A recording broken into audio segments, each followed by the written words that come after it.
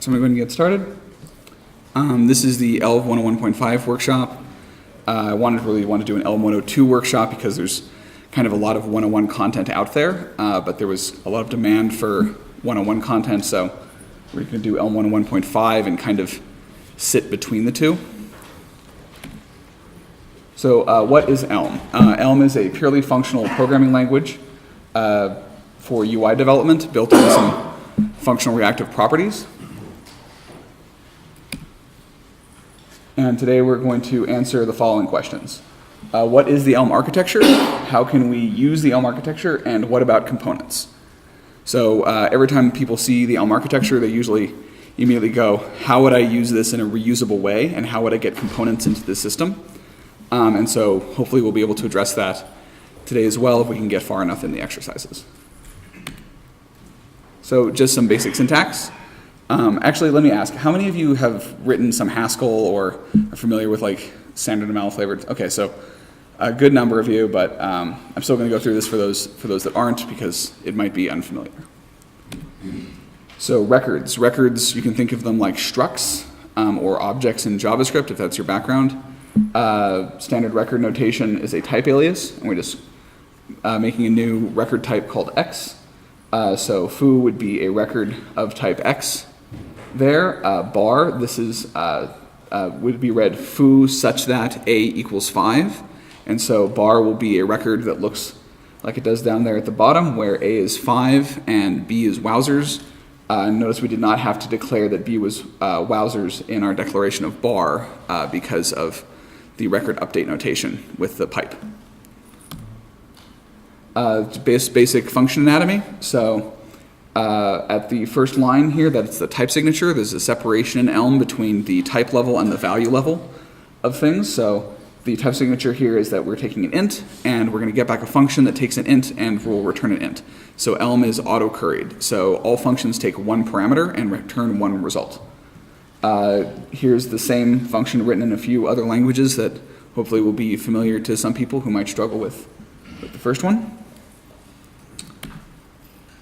And lambdas. So lambdas in Elm are just like lambdas anywhere else. They're anonymous functions, and the notation is the same as it is in Haskell with the backslash to denote the beginning of a lambda. You generally will need to put them in parentheses to avoid weird scoping things, but you don't always have to. Same thing in Scala, ES6, ES5, and math. So I hope that makes sense to everyone. And I'm not using the mic. There, can everyone hear me better now? Does that make a difference? Okay, so the plus plus operator, this is an operator we're going to use and I know isn't familiar to everyone. So plus plus operator is just concat. I'll take two lists or two strings and smash them together in a nice monoidally way. And then we also have the pipe operator. The pipe operator goes in both directions. When it's pointed to the left, it's the same as $sign in Haskell. When it's pointed to the right, it's basically a flipped $sign. So this will allow us to pipe values into functions. So it gives you kind of a sense of how that works.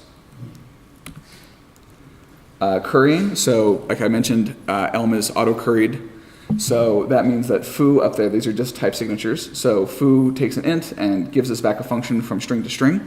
So if we then pass an int, like 3 on the next line, to foo, we will get back a new function of type string to string.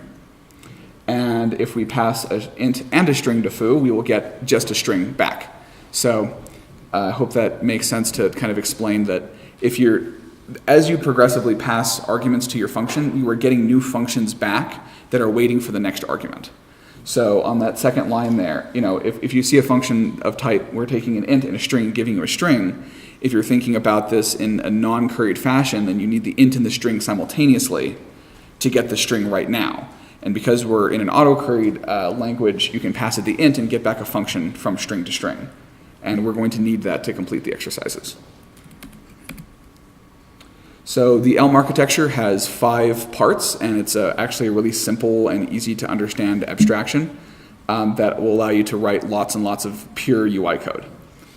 So it has 5 parts, 2 types.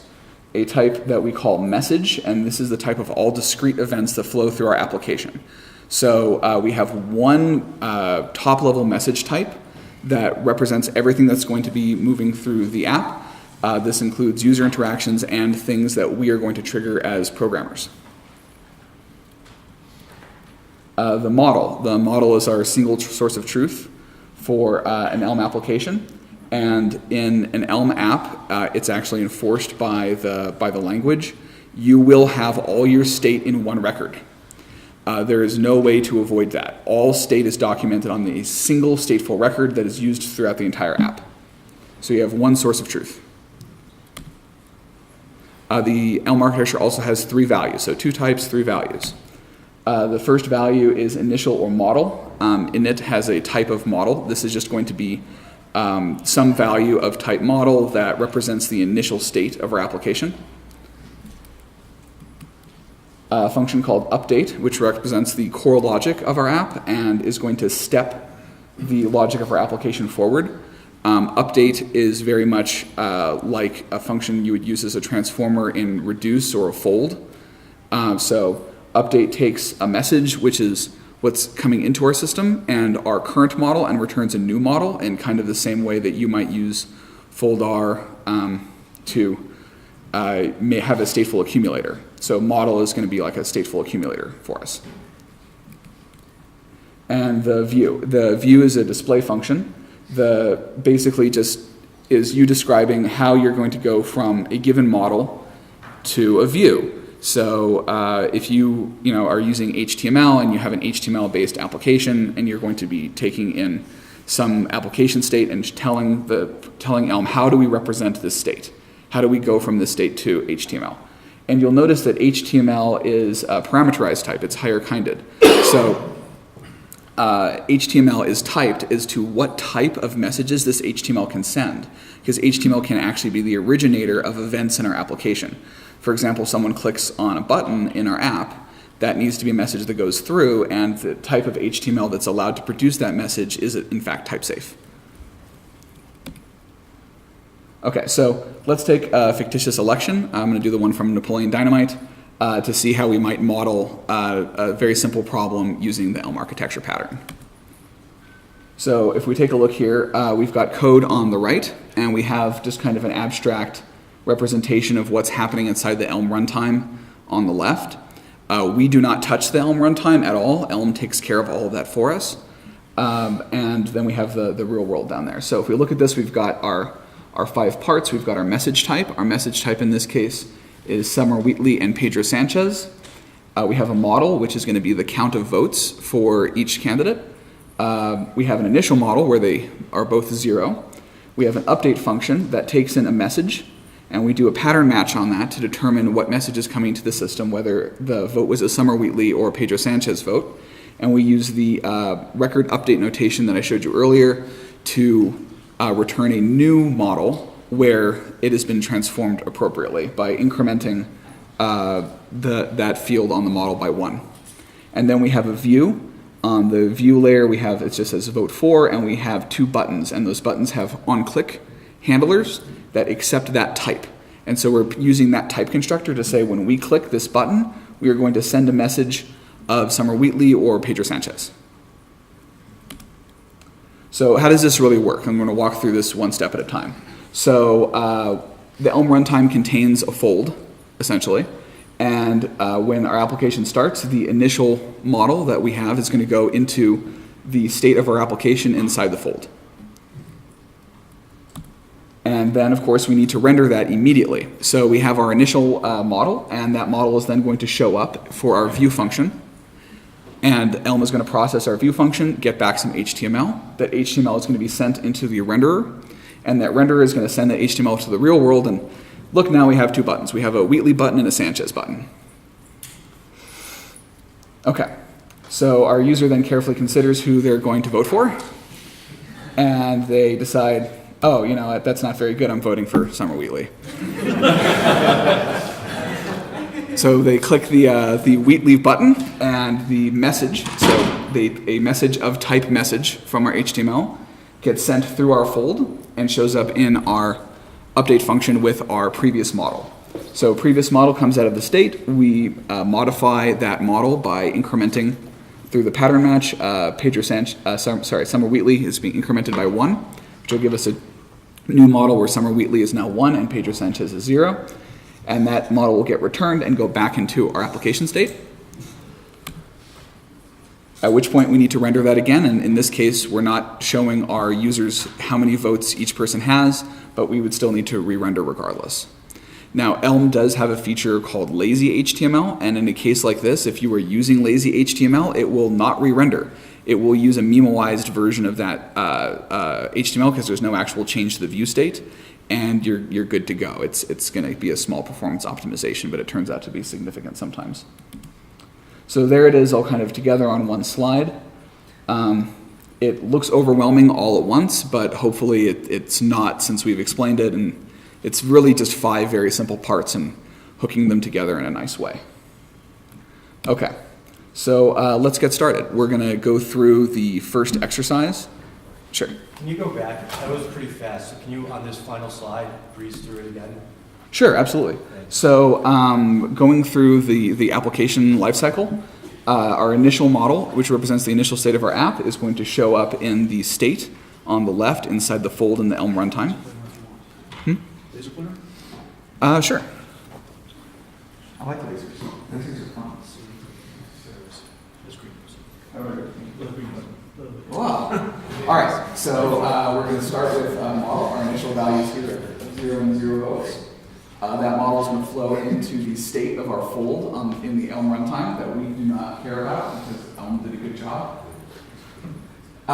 Then after that happens, it's going to flow down into the model of our view function, which is going to return some HTML, which is going to go up into the renderer and out into the real world where our user can see it. And that's going to happen immediately when the application starts so that we have something on screen based upon our initial model. At that point, the user has the ability to click the Wheatley button, which they do, which will send a message back through into our update function. We will then pattern match on that message and go, oh, it was a Wheatley message. We increment the model by 1 and return that model. So that model will then go back into our fold function and restart the cycle. Sure. The line that says Summer Wheatley equals model dot Summer Wheatley plus 1. What is that assignment doing? Is that like a lens? So I'll go back to that one. So if we go back over here to record update, so it's essentially what's happening here. Okay. So we're saying Summer Wheatley is a field on our model. In this case, we have A as a field on our model. We'll type int, and on the model of our election, we have a Summer Wheatley on our model, also type int. So does foobar mean? What does foobar mean on foobar a equals 5? Pipe. Foobar a equals 5. Foo pipe. Oh, pipe. So this is read. Bar has a type of x. Bar is foo such that a equals 5. That's the way you would go about reading that. So the result, as we say, is that bar is the same as a equals 5 and b equals wowzers because foo had b equals to wowzers, and we're just updating the a part. So start with foo and then update the a part, okay. Yeah, exactly. So bar is the same as foo such that a equals 5. Okay. That's the way you read that. Okay, so going back to our example, here we're saying we're taking in our argument of model, and we're going to say the previous model such that Summer Wheatley is equal to the previous model Summer Wheatley plus 1. Does that make sense? Yeah. Okay, cool. Why is message a type and model is a type alias? So message is a type because it's representing a new union type, it's a new algebra. Records are not of that nature, so we can just use a type alias for that. We could have said type model equals model and then put the record in there, but that would just mean an extra inconvenience as a programmer that we have to unwrap model every time we want to address the fields of the record. So this is just kind of the standard pattern and makes things a little bit more convenient compared to, hey, we're going to use a new type declaration for everything. But in the case of message, message is the type, and we have 2 constructors, 2 values that are inhabitants to that type, Summer Wheatley and Pedro Sanchez. And so that makes things kind of nice. Okay, so let's get started. So we're going to go through the first exercise together. I'm going to just do it for you, and you'll see how that works. And then the second one, I'll turn you loose to do it on your own, but I would appreciate if everyone followed along for the first one so that we can make some progress and hopefully write some Elm today. So now I just need to figure out how to do that, given my strange display setup.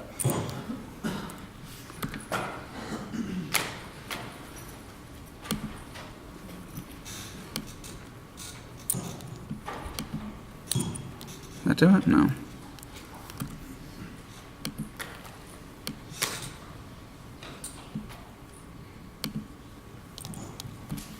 Oh, that's like completely invisible.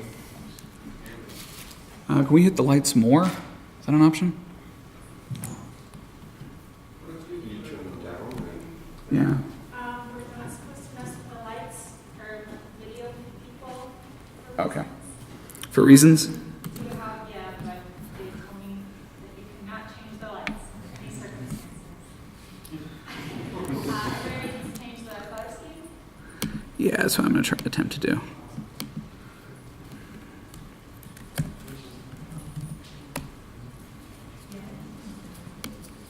But my favorite theme doesn't work.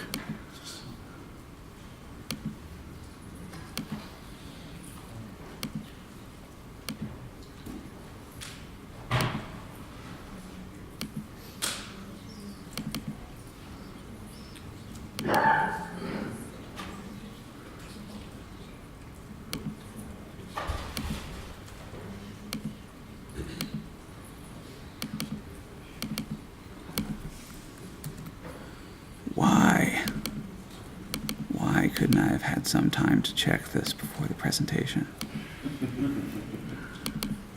Don't worry, we're judging. It's the way to do it. I'm using your thing now. Okay.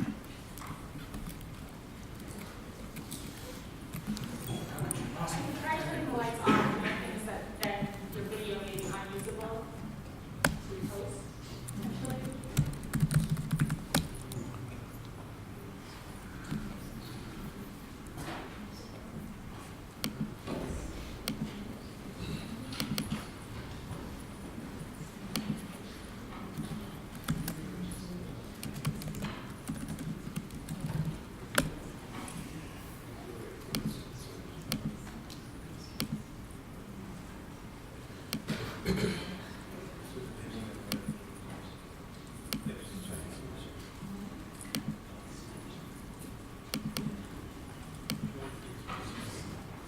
Was it actually? It's the syntax theme that's killing it. Maybe you can put your editor with a light theme. Yeah, that's what I'm trying to do.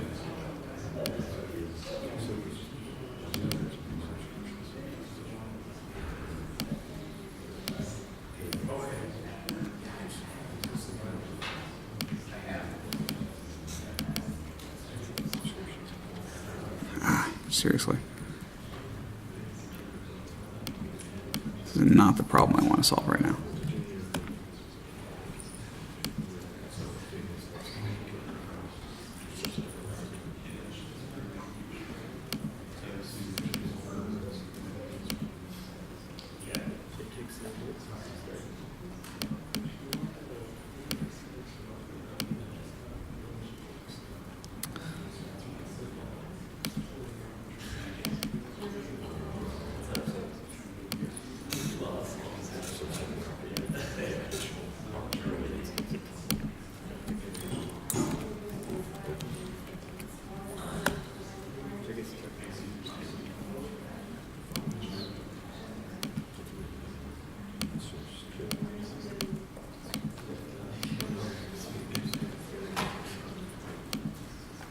Okay, so changing the theme of the editor is not working, so I'm just going to make this huge if I can.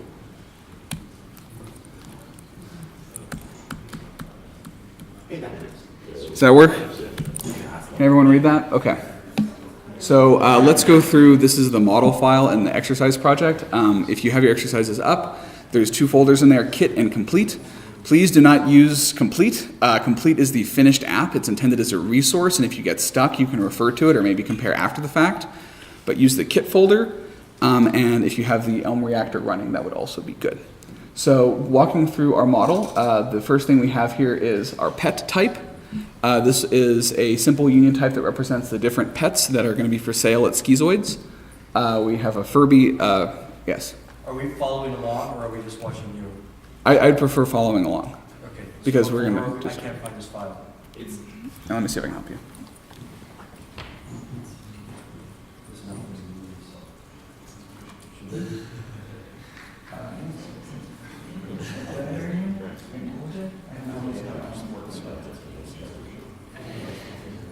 Okay.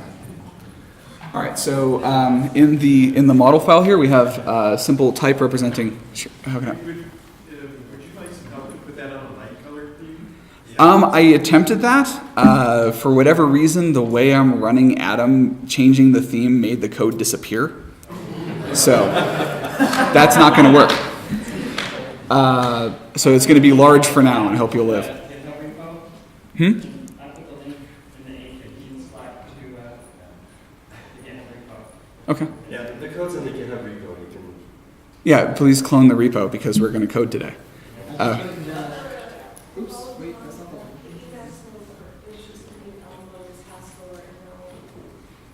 There's an Elm mode. Yes, and it's in the README. Link to it in instructions. Yeah, the README is really thorough. You should use it. README is actually quite awesome. I got right there. Thank you. So, I'm glad you did. Okay, so okay. This model up out in the kit folder, Yes. my model looks like yours. The link is in the general channel. I mean, your model looks different. Is Git not version controlling?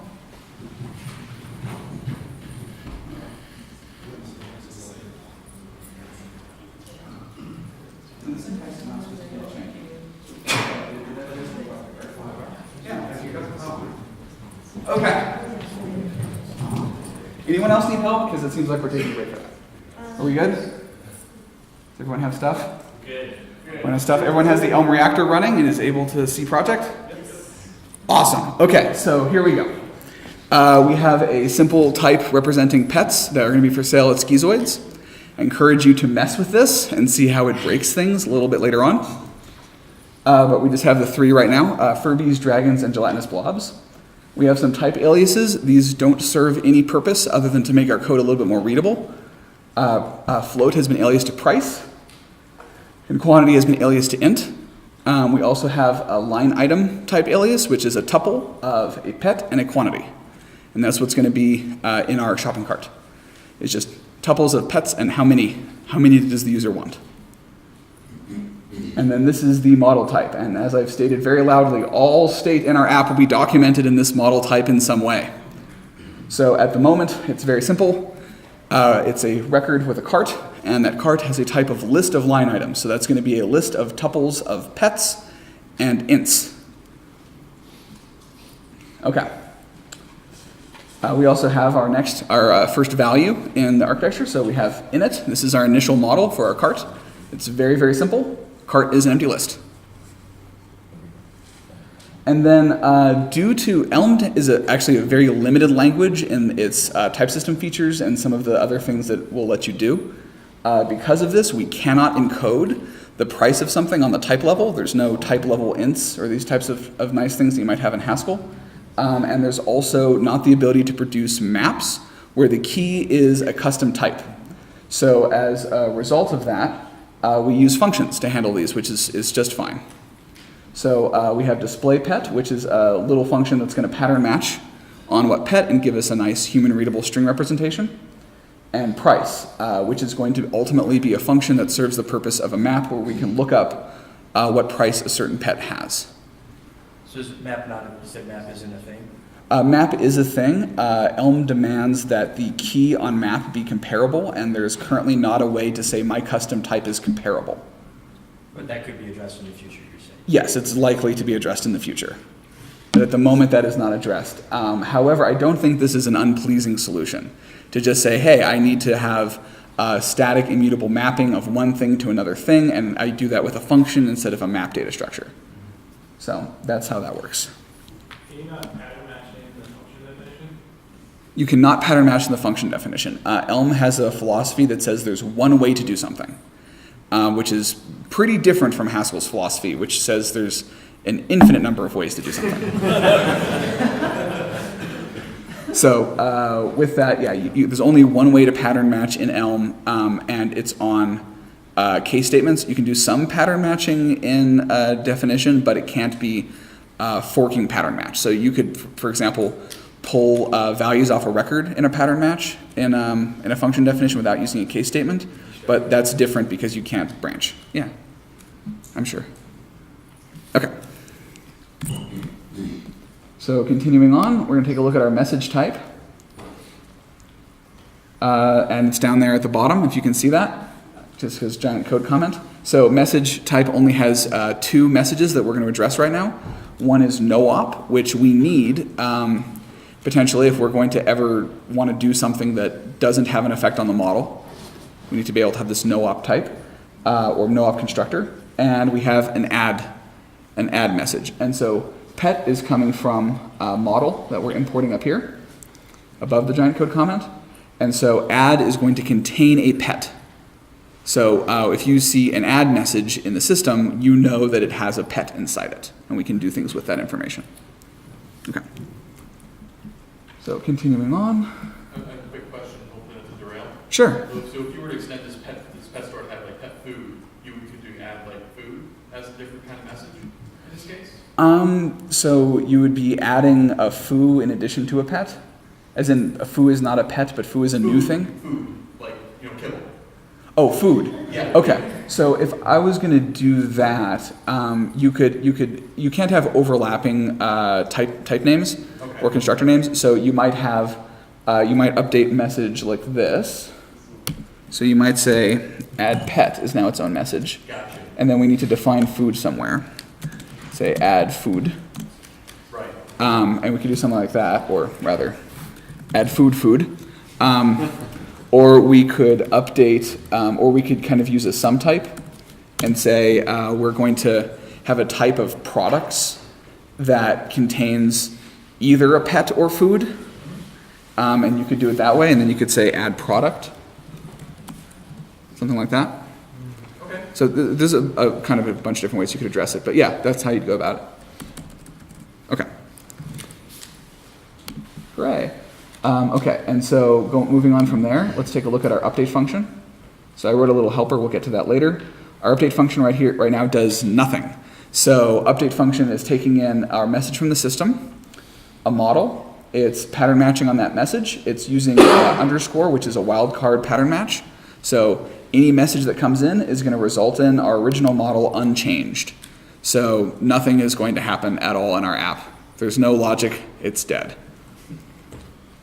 And then we have our view. The view is where by far the most code is right now, and this is all written for you, so you don't have to spend a bunch of time writing HTML and CSS in Elm.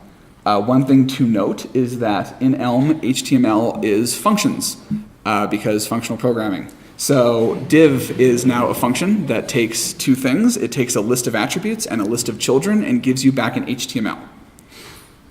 So in this case, we're saying we're going to have a div, and that div is taking a list of attributes, these attributes here, and because auto-currying, we're still waiting for our list of children. So wrap is now a function that takes a list of children and gives us an HTML. And so let's scroll down. Oop, that shouldn't be there. You guys should delete that. What line were those? Oh, there's an add function that you're supposed to write. Just don't look at it. Just ignore it. Just ignore, I promise. Okay, so we have cart, and this is all just HTML. We're looking at, and down at the bottom here, we have our actual view function. Our view function is going to take in our model and give us HTML, and it's just basically wiring up these different parts of the view. But this is a really common pattern. I feel like this is important to understand, because we have here a list of HTML that kind of represents like layers of graphics. And each one of those, like for example, cart is a function that takes a model and gives us HTML. And so that gives you kind of a hint as to how we can go about having modularity in this system, in that you can now have functions that return HTML that either take the complete model or some portion of that model. And so not all of your view functions have to know about everything all the time. It's actually very easy to make things very granular and what piece of code knows about what. And then lastly here, the final wire up of Should I this. ask a question? Sure. Back on the view method, Yeah. so the return value of that is HTML and a message. And that message could be the result of an on-click. Yes. But the HTML is rendered at render time, and then the user at some point later clicks that. How could that be returned at the same time? They're not returned at the same time. What it is that HTML is a parameterized type. So you could have an HTML of some generic if you wanted to. What it's doing is we're using the type system to say this HTML may produce messages of this type. So, for example, if we wrote HTML with on-click handlers that sent ints, we'd get a type error because our HTML has to return messages of the type used in our application. Does that make sense? So it's not returning messages right now. It's just that it's returning HTML parameterized with this message type. So it's like a type level witness. Does that make sense? Yeah, because you obviously don't want to be like sending messages out of your HTML layer that will break at runtime because our update function doesn't know how to deal with them, right? And by having one giant kind of message union type, one giant message algebra, you can avoid a lot of that. So this is main. The type of main in Elm is kind of unusual. The type of main is program. And program is something that is pretty much restricted from you to ever construct. So you cannot write a function that's going to return program in any kind of a normal way. There's no program literal. But what we're going to use here is html.app, and we're going to use a beginner program function that's given to us by the Elm-Lang organization. And it is a record that has three values, 3 terms, just because we're Elm architecture. And so we're going to tell beginner program, this is our initial model. This is our update function, this is our view function, and we're going to rely on the Elm runtime to do the wire up for us. Just like we saw in the slides, the Elm runtime is handling this wire up and routing things from one place to another, and we're not. So that's the type of main. Are there any questions before we start adding pets? No? Okay, good. All right, so let's see what this looks like right now. So I think that's it. All right, so this is the Elm reactor, and we should have, in a moment here, once it finishes downloading stuff, we should have the project.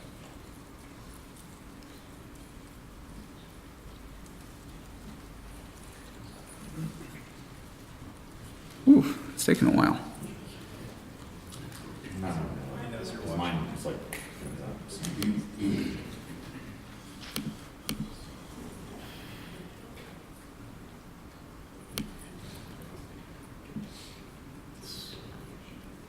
Really?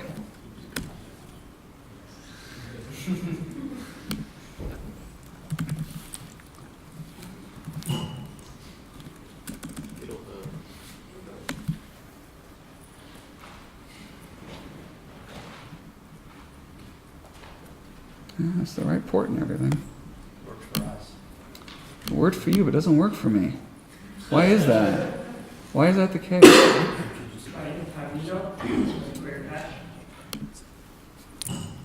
Should build this go. Yeah, it should. It really ought to build the complete project for you. All right, well, let's get started while that's going. Let's see if we have at least linting working.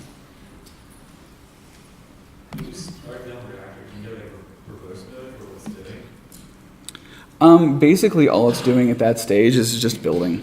Right, it could be like, this Yeah. is the reactor, it's a state, but I'm like not living. No, I don't think there is such an option.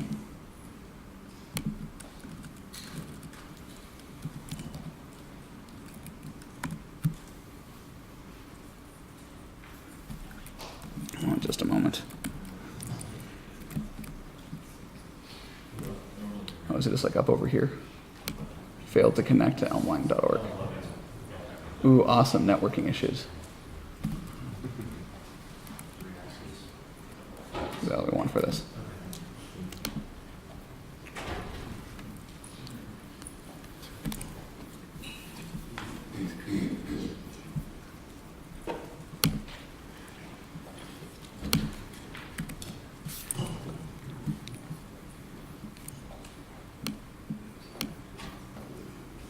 You upset about that error? I'm wondering if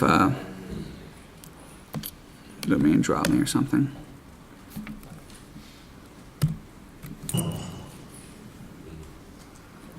Give me 1 second.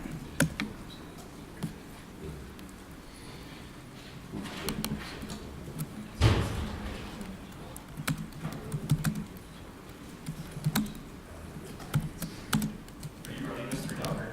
Yes, I don't think it works through the formatting for the network. it should. I have a problem with it. Oh, okay, that's true. Can you just run it through the local if it works? I don't know. Yeah, it might be the Wi-Fi.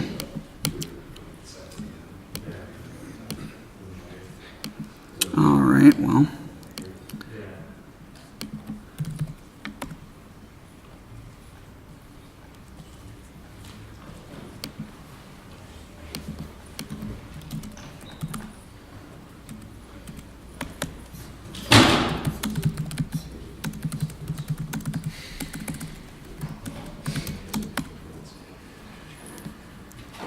Yeah, it's the Wi-Fi. Fantastic.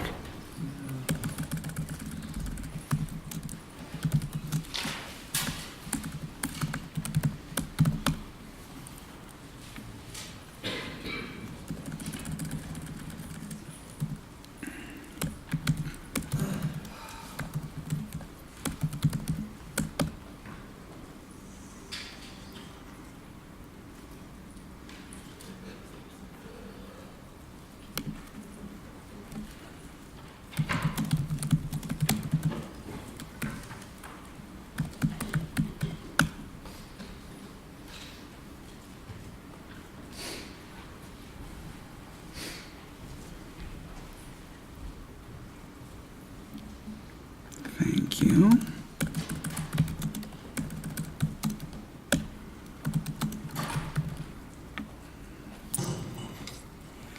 All right. Ooh, still fun.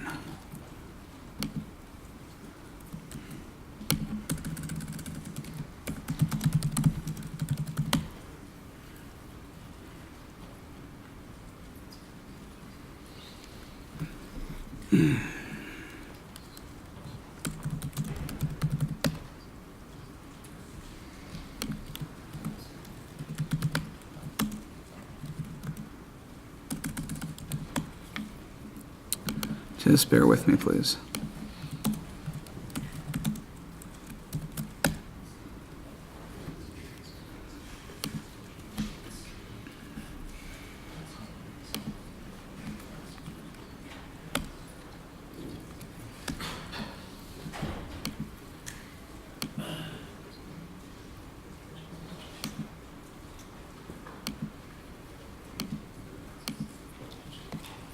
Okay, making some progress.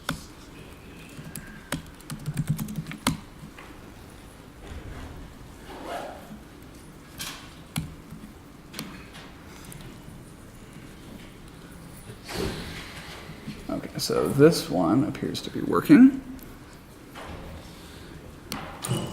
And here we have the running project. Hooray, I unscrewed it up. All right. So now we're going to finally add our Add Furby button to the page and add a Furby to the cart.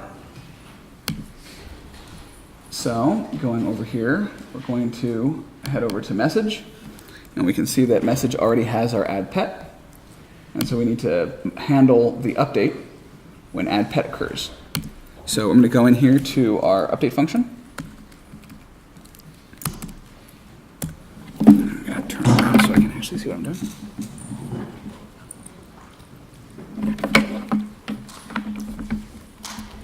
So here we're pattern matching, and we're going to pull the pet out of our add message. So pet in this case is lowercase because it's a value. We're not saying this is the constructor or type pet. We don't know which pet this is. So we're pattern matching getting pet out as a value, and then we should update our model so that pet is present. So we're going to go into our model, and we're going to update it such that cart is the same as our existing cart plus one new line item that is going to have our pet on the left and a quantity of 1 on the right. And that will be it for our update logic.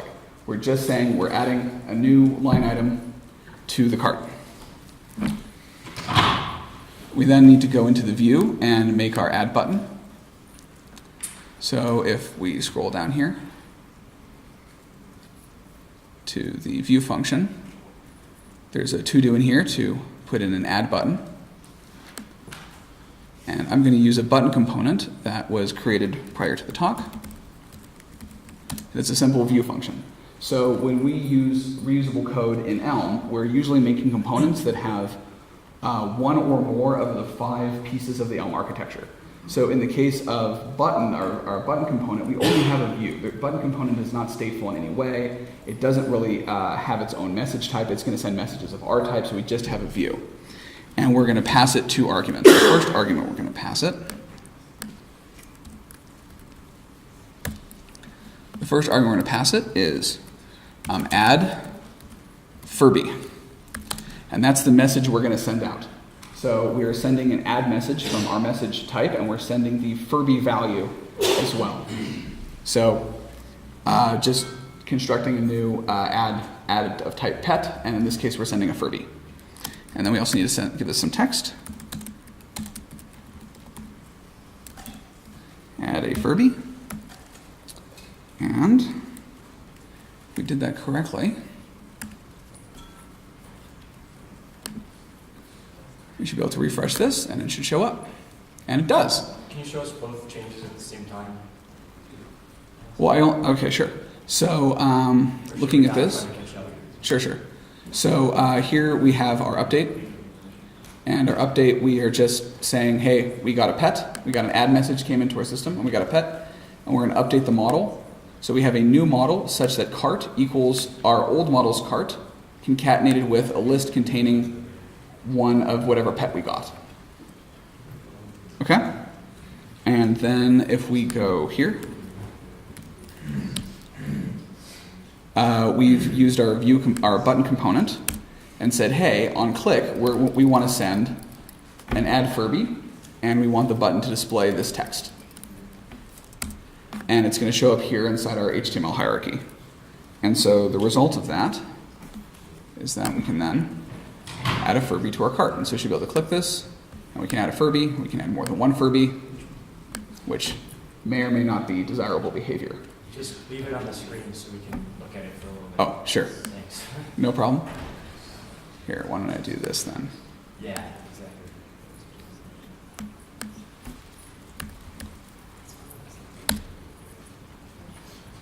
There you go.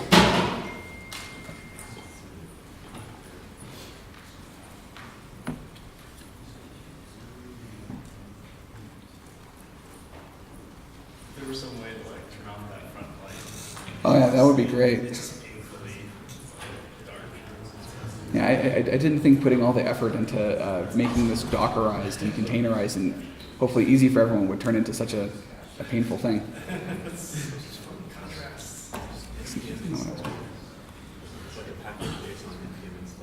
It was fine, man. Anyway. So only when everyone's caught up and we're adding Furbies to our cart. Can you help? What's the purpose of that underscore before the arrow model? Okay, so that's a really good question. So this is, we still need the wildcard. So this is a wildcard pattern match. So any other message that comes in, we don't want to do anything. We just want to turn our existing model. Now, if I put no op here, we'll be fine, because we only have 2 messages in our system, right? And so we're saying, hey, if we have a no op event come through, we don't care. We're just going to use our existing model. We're not changing anything, right? But if we had, for example, more things in our system, if I get rid of this, that's a compiler error. That's a compiler error because we're now non-exhaustive. We've said, hey, this message has two constructors, add and no-op. And I've said that this update function takes in a message, but I didn't handle the no-op case. So this is potentially an error at runtime, right? A no-op could come into this function, and this function is just going to go, I don't know what to do with this. What's this no-op you speak of? And so we'll get an error there. And actually, I'm going to put this back as no-op so that we'll have more of those errors to show off. Do you always need a no-op in your? You don't always need a no-op. I just tend to have one because it seems like it's something that I usually need. It used to be required, but it's no longer required. Can you talk about the implementation of button.view? I see you're passing it a message. Oh, sure. So there's a components folder, and we can take a look at the button. And so button is a file with just this one function in it. The events.onClick is what I don't understand. Like, if that's a side effect, I don't understand what it's really doing. Okay, so events.onClick. So we're pulling in html.events package, and we're going to reference it as events. And so this onClick is coming from this HTML events package. And if you're so Elm is backed by Virtual DOM. So if you're familiar with using anything like React, we are ultimately putting in a hook into the Virtual DOM to say, when someone clicks on this, do this. And you could do a very low-level binding to that, but Elm is a high-level language, and it has its own runtime, and so the Elm runtime is exposing for us this nice package, html.events, that we can just use to get those event listeners. So you can think about this more imperatively like, hey, I'm registering an onClick event handler on the HTML element itself. And when that handler gets fired, it's going to fire this value message that we can't pull in as an argument. So what's the type? Like, I don't understand, like the DOM is a callback with return unit. So I don't understand how that got papered over. The DOM is a callback with Like, return on unit. the actual DOM button has a callback on click, which has return type void. Like, Sure. It's an effectful callback. Yes. This So isn't a side effect. This is, or is it? this is not a side effect. The side effect occurs in the runtime. So we're instructing the runtime on how to use that. So what's the return type of events.onClick? The return type of events.onClick is attribute. So we should get a nice, yeah. So events.onClick takes a message of some type and gives us back an attribute that is allowed to fire a message of the same type. And so this is again for that type safety around messaging, that we're saying this HTML, this attribute is capable of firing this message type and no other type. So what's the type of HTML of the attribute? What do you mean? That is a type. I just don't see where the callback is. There's no callback. There has to be a callback, because the DOM is a callback, so where is it? Sure, the callback is taking place inside the Elm runtime that we're not going to touch. That is abstracted away. Okay. So we don't have that callback. We're not dealing with that callback. I would argue that callback doesn't return type void because JavaScript's not typed in that kind of a way. But what's happening here basically is that we have a function being exposed by HTML.events called onClick. That function takes in a message and gives us an attribute parameterized with that message type. And all our HTML are just functions that take a list of attributes and a list of children. And so because of that, we're just saying that when someone clicks this, we're going to send this value. And this value is of type message. And so if we look down here at the usage of this, we're passing the first argument of add Furby, which is of our type message. So this is generic. That's why this is lowercase. This button component will work with any message. And we're being specific here, saying it's this message. This is the message we're passing. This is the value we're going to pass. And then the next argument we're taking is a string, and we're just going to display that string on the button as label. So what other attribute, is that the only thing you can do, is return an HTML attribute that knows how to fire a message? Most things that are HTML attributes have a function in HTML.attributes, which I've pulled in here as ATTR. So we were saying that our button has a type of button and has these classes. That's just a normal class that CSS is going to pick up. We have all the other attributes you could hope for and imagine are in there. And events has all the different type of event listeners as attributes that you could hope for. And it even has a helper function called on, which will allow you to, in a stringly typed fashion, capture your own events if it turns out that there's one missing there. Like if there's some weird new HTML5 element has its own custom event and we want to listen for that. But hey, that event is not already defined in Elm's standard library, so we need to make our own. So if I wanted to do something that wasn't fire message, like log in the console, is that something that you need to force to the messages to do properly? It needs to go through a message, probably. So it's going to be a part of the message handler that executes effects. So Right now we're only updating state. right, we're only updating state. The scope of this workshop does not address the way Elm handles side effects. Okay. So side effects do not exist in your code in Elm. So we're in main here. We're using beginner program. And beginner program returns a program that does not have any side effects.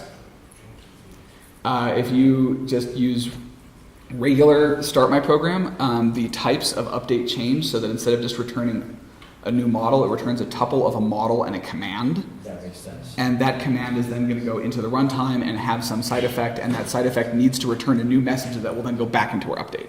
And so that's how you go about doing things like, I don't know, if you want to do Ajax. For a busy indicator, right, okay. Yeah, or logging something out, that's how you would do it. And I mean, there is also a debug package that lets you log inline, but that's a kind of a non-effectful or less effectful log. It's definitely a side effect actually, but where it's IO. Sure. Quick question. So if you go back to button name, Sure. so we were talking about the message that comes in. Yes. Why is on the button? Why is it a lowercase message? The reason it's a Is it on the lowercase. same type that is our message type.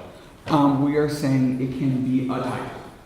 So this is generic. So we're not saying that this button.view function is restricted to work with our messages. This button.view function will work with any message type in someone else's application that might not just contain add and no op and might not have pets and might not be for schizoid. So it's generic. Yeah, the lowercase is just saying this is a generic type. So we could absolutely just make this A, and this is now also A, and we could call this my message, and this my message, and that should type check just fine, and it does.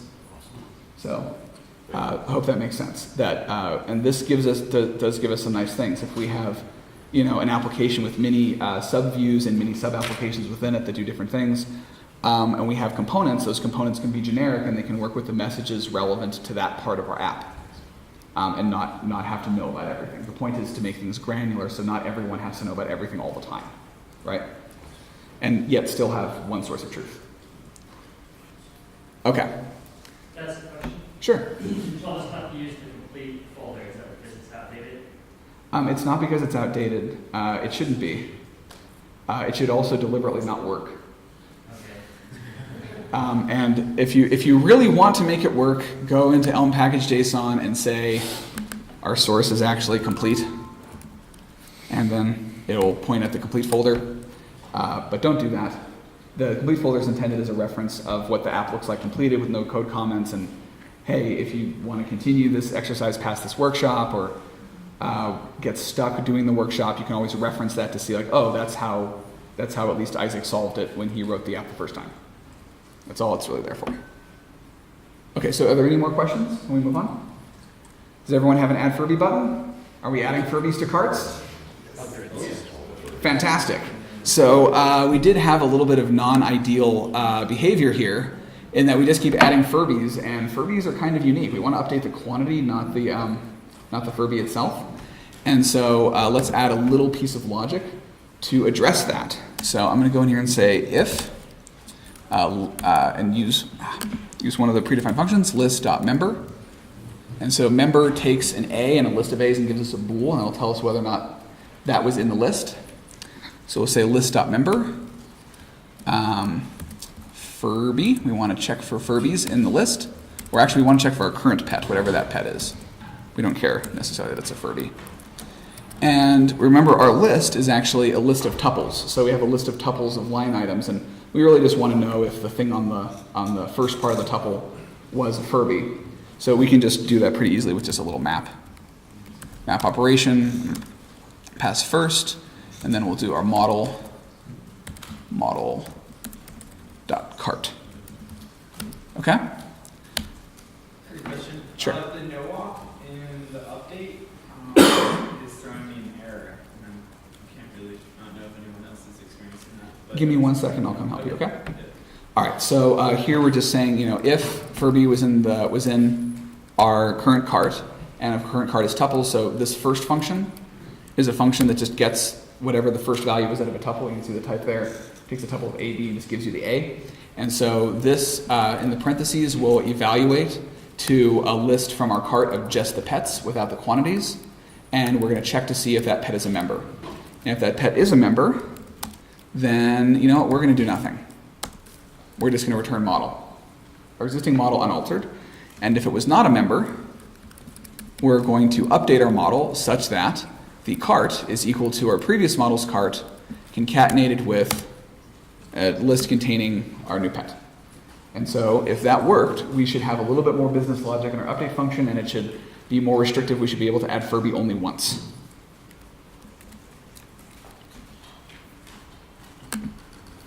So let's see if that worked.